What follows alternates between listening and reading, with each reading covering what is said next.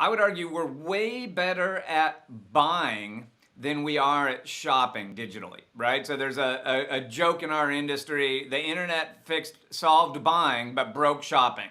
And by that, what I mean is, for the first time in history, you can live in Green Bay, Wisconsin, and buy any product that you could buy if you lived in Manhattan, right? Which is amazing. That didn't used to be true.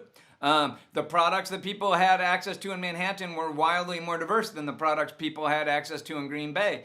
But guess what you can't do? Shop the same way in Green Bay that you can in Manhattan. Anil just mentioned the House of Innovation store. That House of Innovation store in Manhattan is the nearest one to Green Bay, Wisconsin. In Green Bay, guess where you're shopping? At a Nike factory outlet, right? Which is a pretty different customer experience than what we just talked about.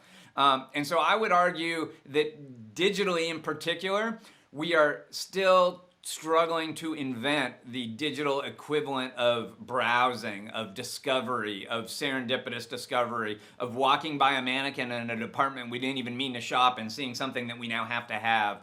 All of those things, we're still trying to invent. If I had to make a guess right now, and I'm wrong in my guesses all the time, I would say, again, if we decouple that shopping experience, a lot of those discovery events are now going to happen on TikTok or Pinterest or Instagram that used to happen in our store.